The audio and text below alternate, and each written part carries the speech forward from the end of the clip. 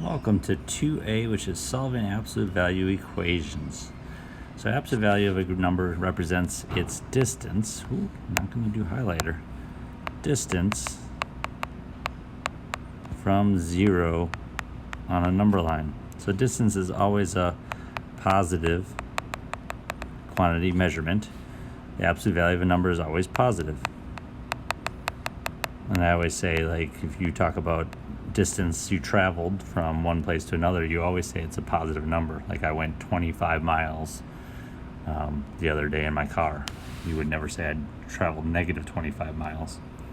The steps, so we isolate. Isolating is a word that we need to understand. That's getting by itself. So isolating the absolute value expression. So get by itself. Oh my goodness.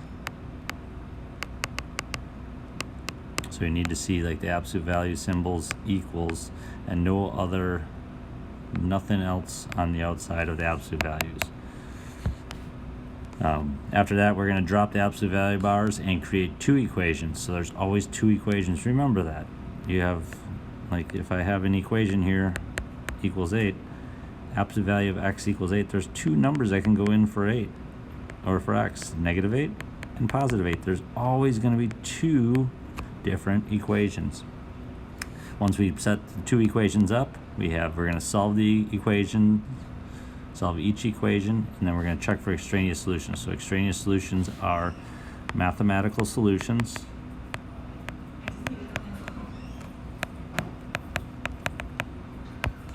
which don't actually solve the equation. It sometimes happens with absolute value, so with solving, because of the positives and negatives and how it works with absolute values. So sometimes it works, or sometimes we have extraneous solutions, and you would just cross those out when you get there. So let's move. So first thing is we need to make sure that the absolute value is isolated. There are no operations on the outside of the absolute value, and there are not. So our next step is to break it into two problems. So you have x minus 9 equals 5 and x minus 9 equals negative 5. So it's always you multiply the second equation by negative 1. Or second, you're multiplying the right side by negative 1. Again, looking at this, we have, if you look, x minus 9, x minus 9, x minus 9. I did not change what's inside the absolute value. I changed what's on the opposite side of the absolute value.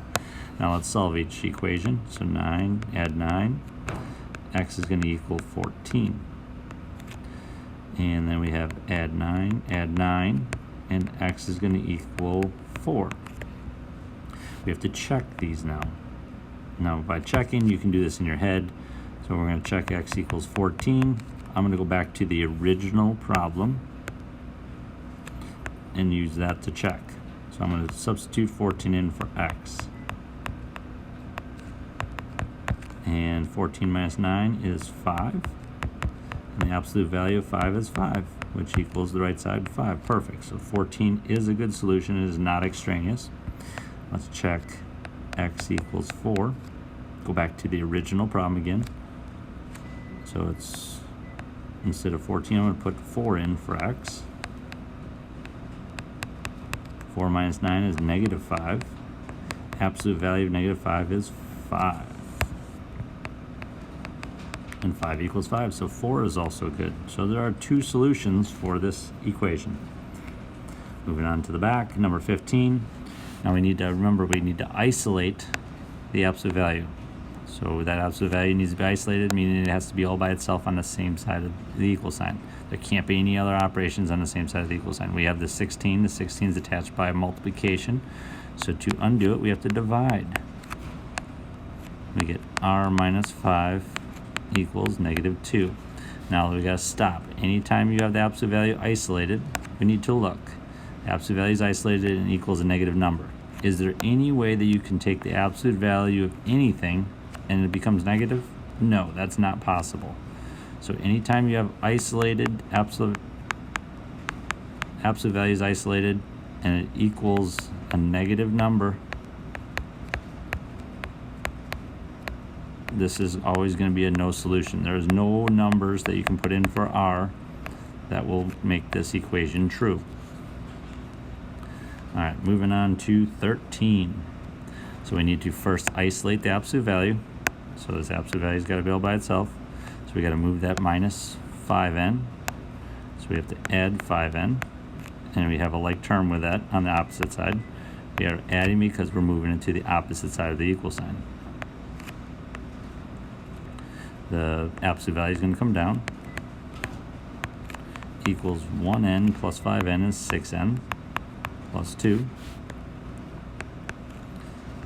8 minus 2n equals 6n plus 2. So that is written down exactly how you see it.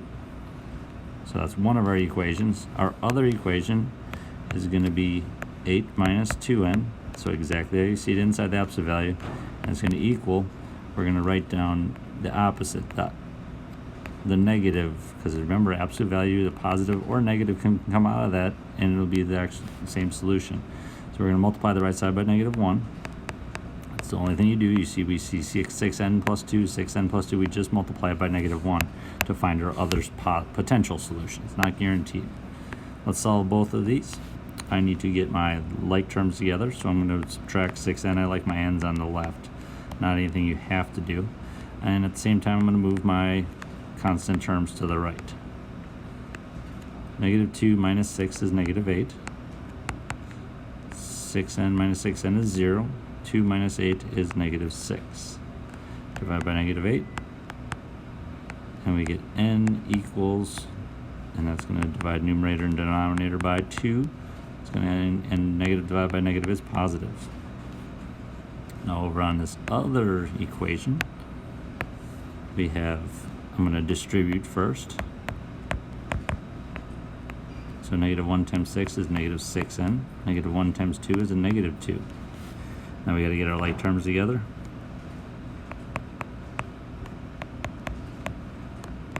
I move my n terms to the left typically.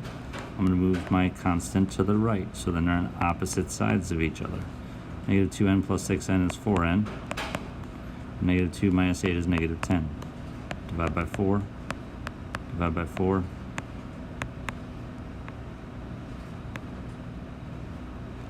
And divide numerator and denominator by 2. So it's going to become negative 5 over 2. Now we got to check these. I'm going to show you how to check these in Desmos. So let's go to Desmos quick. So going to Desmos. Oh my goodness, where is it? There it is.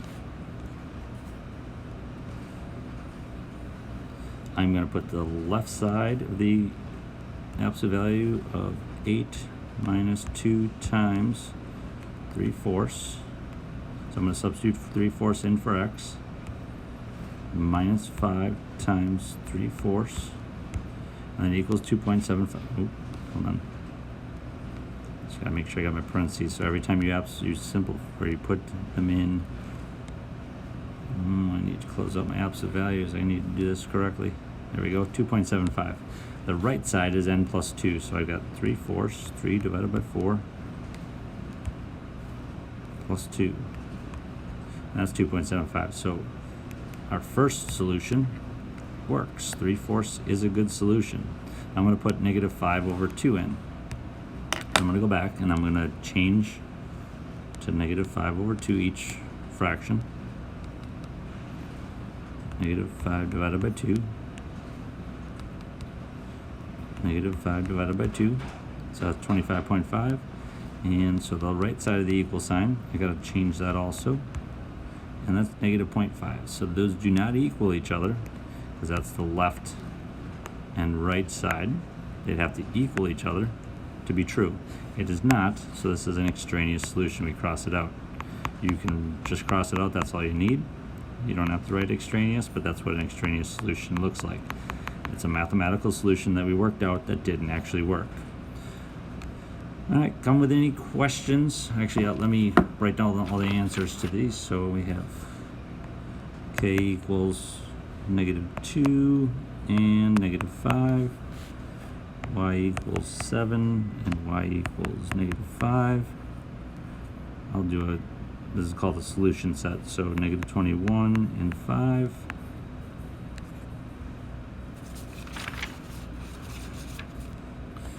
Number 6 is, the solution set is 2 and 14. 7 is -2 and 22. 8 is, only solution is -4. So as a solution set, is the solution set here, -16 and -4. Oh my goodness gracious.